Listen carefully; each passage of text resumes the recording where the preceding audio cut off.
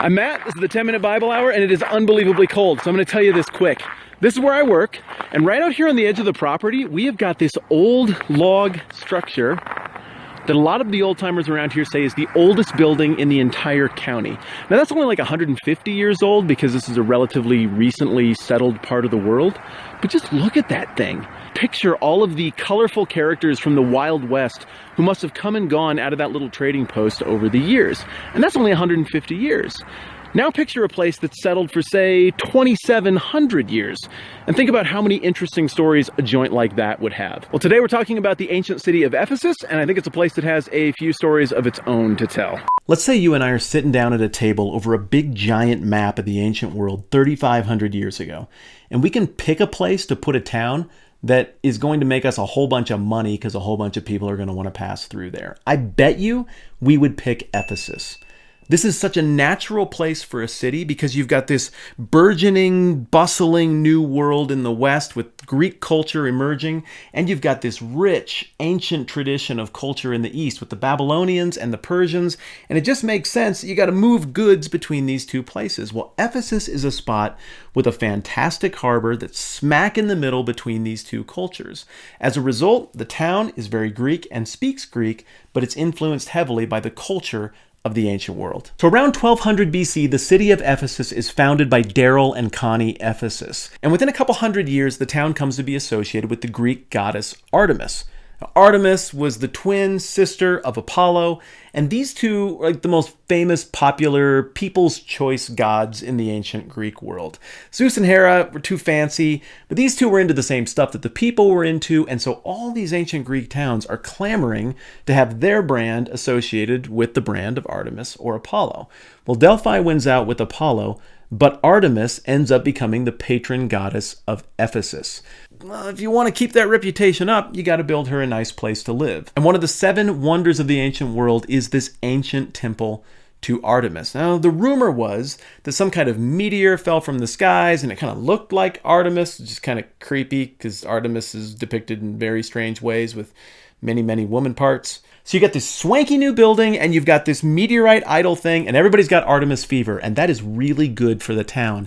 Additionally, they've become a center hub of trade in the Eastern Mediterranean world, and that's really good for the town. So the place is thriving by the 400s BC. Unfortunately, in 356 BC, the Temple of Artemis is burnt to the ground by someone described by historians as a great big idiot. This happens, ironically, on the very same night that Alexander the Great is born.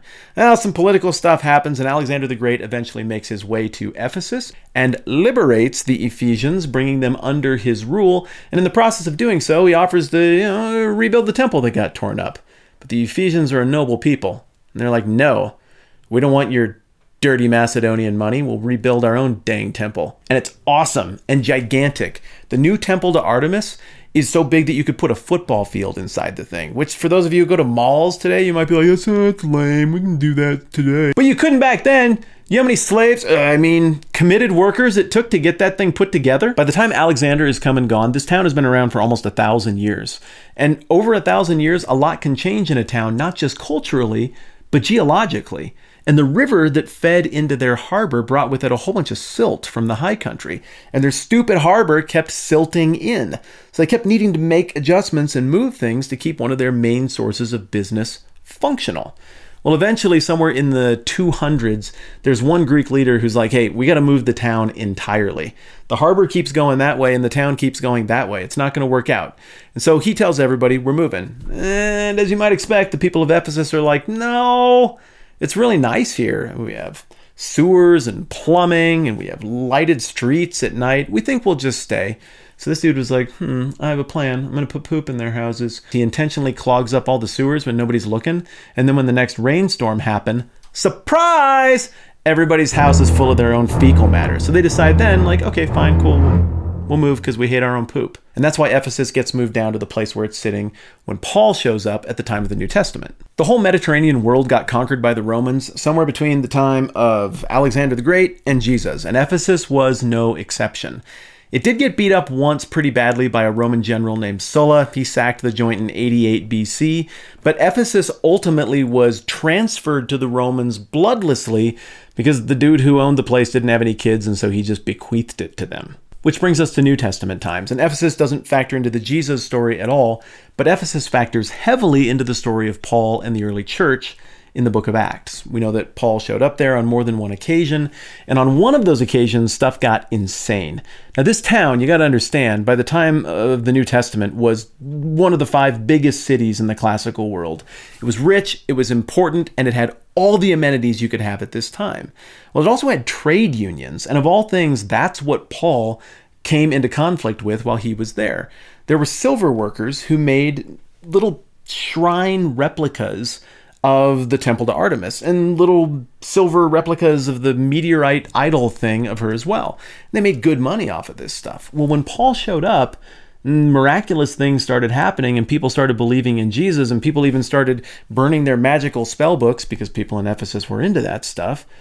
These silver worker guys were like, crap, we don't have money anymore because nobody believes in our God anymore. So they one day throw a big giant riot and invite everybody to the theater, and tons of people are chanting and yelling, and they maybe want to kill some people. Cooler heads prevail, but Paul still has to get out of town. But ultimately, the Christianity thing has already caught on there, and what we see after Paul's visit is Christianity just keeps ticking up, and the worship of Artemis just keeps ticking down. Ephesus continues to thrive as an increasingly Christianized city for the next several hundred years into the early Middle Ages, but through the Middle and Late Middle Ages, that harbor problem comes back up. More silt, eventually it gets too expensive to keep digging the thing out and moving it, and the main source of revenue for Ephesus literally dries up, and the town is completely abandoned around the 15th century. Ephesus today is in ruins, but they're awesome ruins. It's one of the best preserved ancient Greek cities.